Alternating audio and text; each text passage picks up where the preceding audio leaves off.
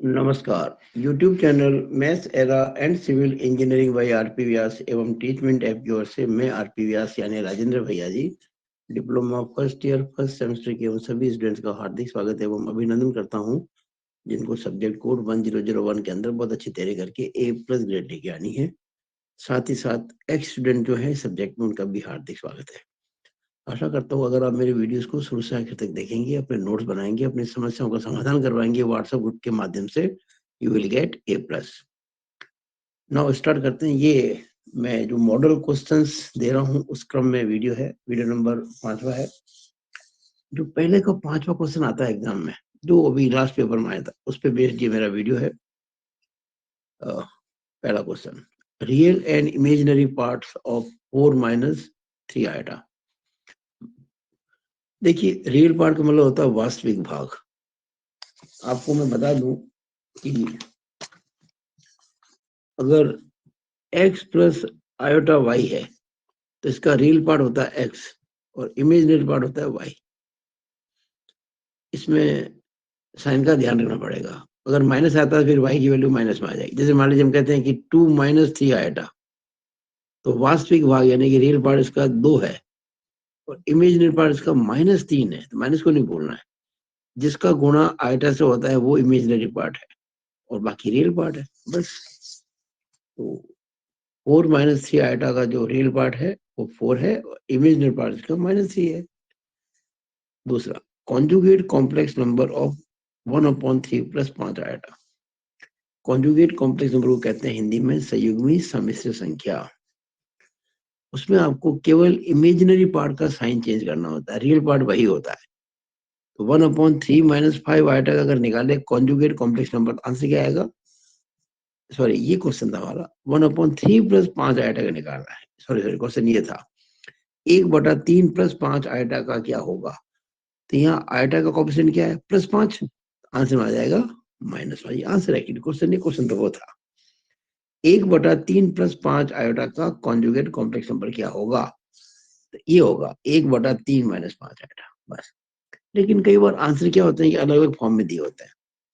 तो इसका एक आंसर ये भी हो सकता है 1/34 × 3 + 5 आयोटा। कैसे आया ये देखिए, मैंने कर रखा है यहाँ पे। हमने आंसर दिया था 1/3 - 5 आयोटा, दिया था ना, 1/3 - 5 आयोटा, ये आंसर था। क्वेश्चन हमारा वो था 1/3 + 5 आयोटा, एक क्वेश्चन था। तो मैंने क्या किया, 1/3 + 5 आयोटा जो क्वेश्चन था ना, आपका क्वेश्चन, उसको मैंने थोड़ा सा बदला। कैसे? 3 प्लस, क्वेश्चन नहीं बदला, क्वेश्चन का रूप बदला। 3 + 5 आयोटा को मैंने ऊपर नीचे गुणा किया 3 - 5 आयोटा से, ताकि ये A+ आयोटा B की फॉर्म में आ जाए। तो 3 - 5 आयोटा को गुणा करेंगे 1 से, तो 3 - 5 आयोटा। और यहाँ 3 + 5 iota into 3 - 5 iota, A + B into A - B, A² - B², 9 -25 iota square. और आयोटा स्क्वायर होता है -1, 9 + 25 यानी कि 34। तो आ जाएगा 3 - 5 आयोटा बटा 34, यानी कि 1/34 इंटू 3 - 5 आयोटा।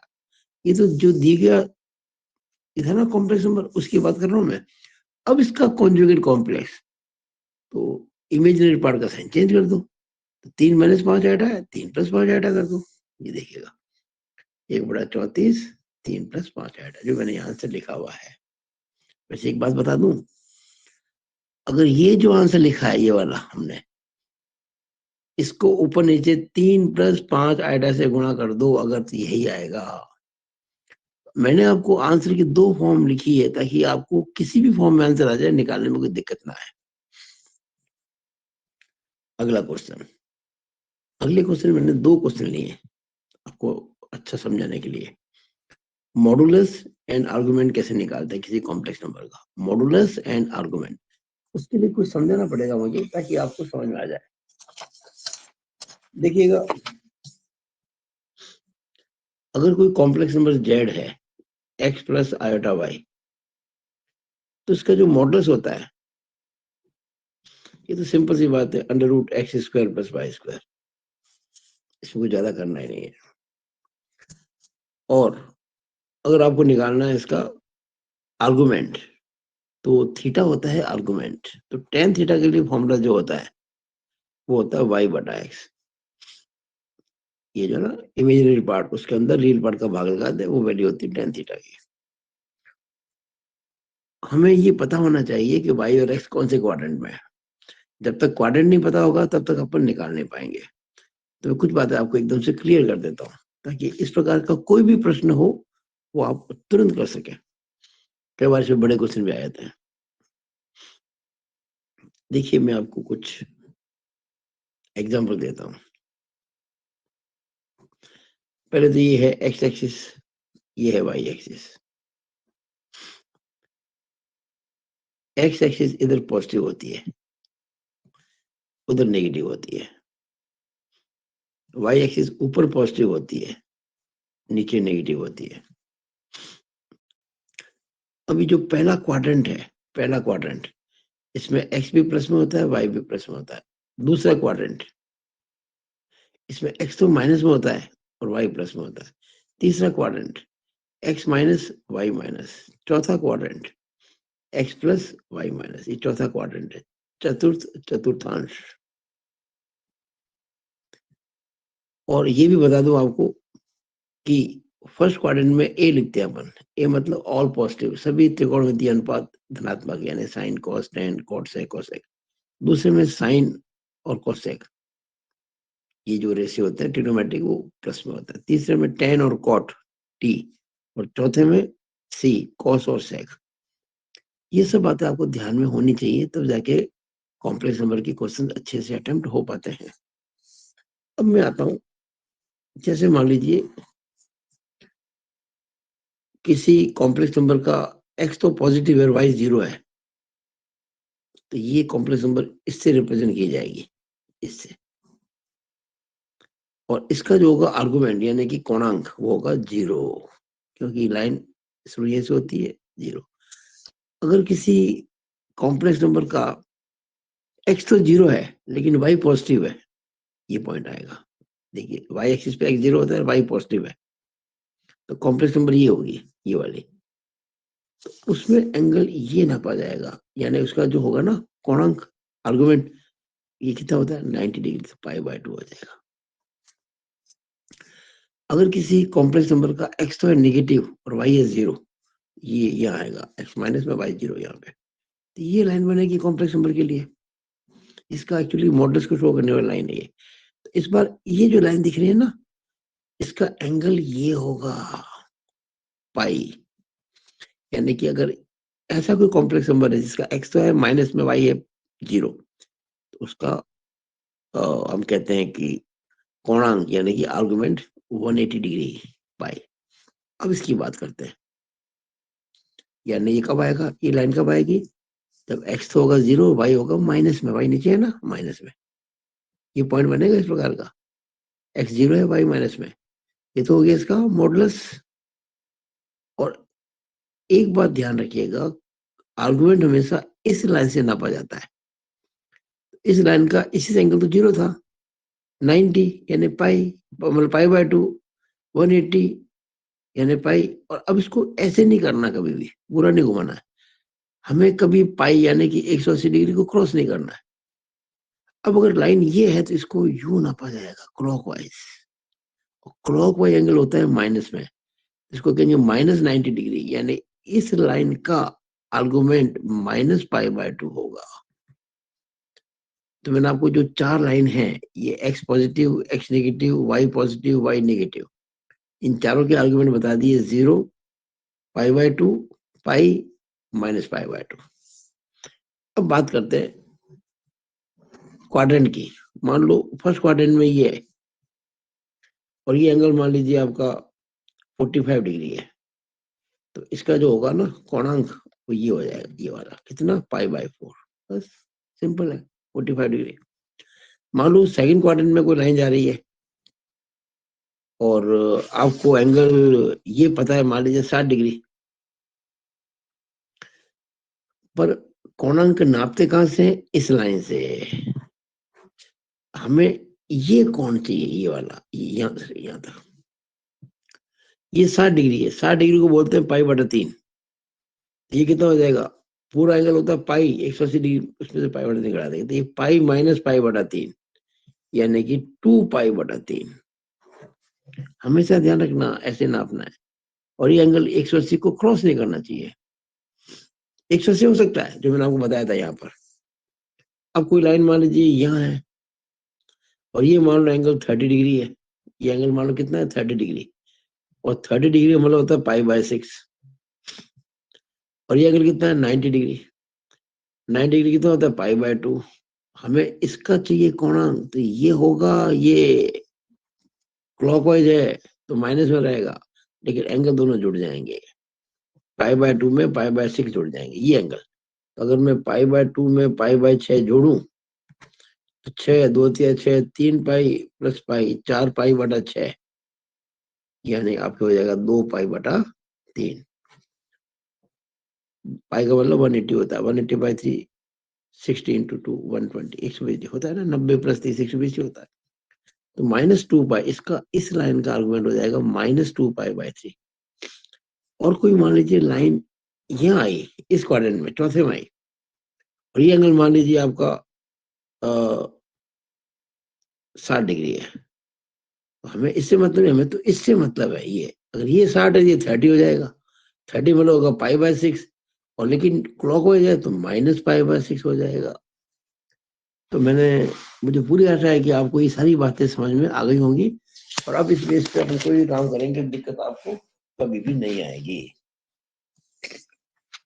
हाँ, तो 1 + i जो है, मैंने इसको क्वेश्चन नंबर 3 के 2 भाग किए। क्वेश्चन तीसरे का पहला 1 + i का मापांक और कोणांक, मॉडुलस और आर्गुमेंट। तो मापांक तो बहुत आसान है, एक्स और वाई की वैल्यू 1 और 1 है, क्योंकि आयटा का कोएफिशिएंट 1 होता है। इसमें आयटा के अंदर 1 आयटा होता है, तो 1 और 1 है। तो √1² + 1² √1 + 1 √2 आंसर आ गया।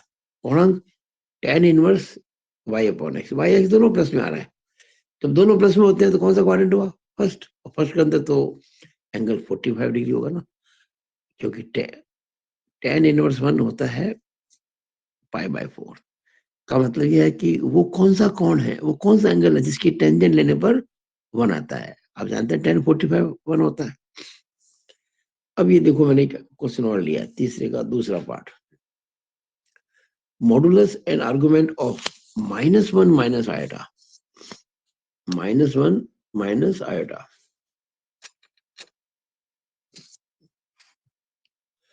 अब x है -1 और y भी -1 है, तो मॉडुलस तो बहुत आसान है, √-1² + -1² √1 + 1 √2। लेकिन आर्गुमेंट जो है इसका, देखिए x और y दोनों माइनस में है, तो कौन सा क्वाड्रेंट हुआ, थर्ड। और थर्ड क्वाड्रेंट में देखिए ये चीज होती है, दोनों 1 1 है, x -1 है और y भी -1 है। जब दोनों x y बराबर होते हैं तो थीटा कितना होता है, 45 डिग्री। तो ये डिग्री, ये एंगल जो है ये वाला, ये 45 है, ये 45 है, तो ये भी 45 होगा। हमको ये कौन चाहिए होता है, कितना, 90 + 45 कितना हो जाएगा, ये रहा 90 + 45, यानी कि π/2 + π/4। ये π/2 और ये π/4 कितना हो गया, 3π/4। लेकिन जो कि क्लॉकवाइज है तो -3π/4। और चौथा, मॉडुलस एंड आर्गुमेंट ऑफ -1 कितना होगा। अब देखो -1 का मतलब क्या हो गया, इसका रियल पार्ट तो -1 ही है और इमेजिनरी पार्ट 0 है, तो y 0 है। देखिए ये पॉइंट ये बनेगा x एक्सिस पे। आप जानते हैं ना x एक्सिस पर y 0 होता है। ये पॉइंट हुआ -1 0, ये पॉइंट हुआ, यानी कि ये लाइन हुई। हमेशा आपको लाइन खींचनी है ना, तो जो पॉइंट होता है ना उसको मिलाइए ओरिजिन से, हमेशा मूल बिंदु से मिलाया जाता है उस पॉइंट को, वो लाइन बन जाती है। और ये लाइन कितना एंगल बनाती है, वो कोणांक यहाँ से, ये तो 180 डिग्री हो गया। और मॉडुलस इसका देखिएगा, फॉर्मूला अपने पास √x² + y², तो -1² तो 1 ही होगा, 0 का 0, 1 और 0 1, 1 का √1। Argument tan inverse 0/-1। अब 0/-1 आपको एक्चुअली ज्यादा इस पे ध्यान देंगे ना तो कंफ्यूज हो जाएंगे आप। तो वो देखो ध्यान जो मैंने बताया आपका, y 0 और x -1 है, तो ये पॉइंट है, ये पॉइंट कौन, ये लाइन, तो ये कौन हो गया, बस 180 डिग्री पाई। अब पांचवा, modulus and argument of -i। -i को मैं कह सकता हूँ 0 प्लस आयोटा -1 कह सकते हो ना।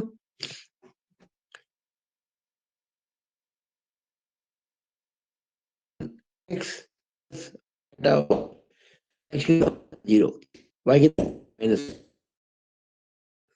आ जाइए, जी -1 नहीं रहेगा, और एक चीज और -1 नीचे आ गया।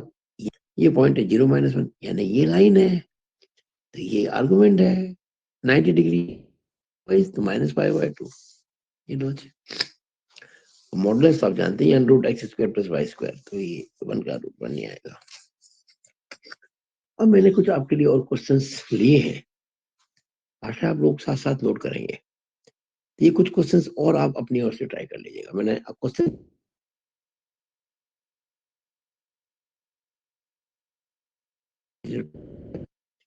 इसका मॉडुलस 1 होगा और आर्गुमेंट 0 होगा, दीदी आप इसको करो। एक है 1/i, देखिए 1/i प्रॉपर फॉर्म में नहीं है, इसको हमें प्रॉपर फॉर्म में लाना पड़ेगा। ऊपर नीचे मैंने आयटा से गुणा कर दिया, eta into 1 eta, eta into eta, eta square, जो कि -1 होता है, तो माइनस आयटा। ये वही क्वेश्चन हो गया जो हमने पहले यहाँ पे लिया था अभी थोड़ी देर पहले। ये देखिएगा माइनस आयटा, लिया नहीं वाला, वही आंसर आएगा इसका, 1 और -π/2, 1 और -π/2। अब 1 प्लस आयटा का होल स्क्वायर ये क्वेश्चन है। a plus B whole square क्या होता है? a² + 2ab + b²। 1 का square 1, 2 × 1 × eta, 2 eta plus eta square, eta square -1 होता है, -1 + 1 कैंसिल हो गया, 2 आयटा हो गया। 2 आयटा मतलब इमेजिनरी पार्ट इसका 2 है, रियल पार्ट 0 है, 0 + eta 2, x0 y2। x0 y2 का मतलब क्या? देखिएगा x0 है y2 है, x0 है तो आप y पे रहेंगे, y2 का मतलब प्लस जा रहा है, यहाँ आ रहे हैं आप, ये 0 2 ये लाइन बनी, ये है, तो आंसर आएगा इसका π/2। देखिएगा π/2। और वैसे इसका मॉडुलस क्या होगा? √0² + 2², √0 + 4, √4 यानी कि 2। मुझे आशा है कि आप लोगों को बहुत अच्छे से समझ में आया होगा, और डेफिनेटली आपने इसको सब नोट भी किया होगा, और ऐसा क्वेश्चन कहीं भी आ गया तो आप नहीं अटकेंगे, ऐसा मेरा विश्वास है। इसी के साथ मैं अपनी बात को समाप्त करता हूँ, and it is all over about this video. Thank you.